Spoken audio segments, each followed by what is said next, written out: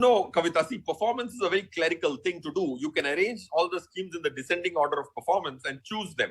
But that's like chasing your own tail. We have realized and we've done some study to see that funds are very cyclical.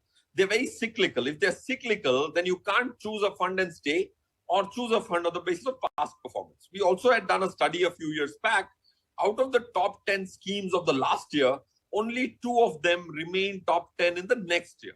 So 8 of them slip from the top 10 category. If past performance is not going to be indication of the future, so what should that be? The criteria be? So we do a lot of analysis in terms of some degree of statistical variables are tested using regression model, which is proprietary. We also try and find out what is there in each scheme stock-wise and find out the targets of those portfolios and several other steps of subjective and objective evaluation, which are more forward-looking than backward-looking. On that basis, we choose some schemes which become the model portfolio schemes for that particular year.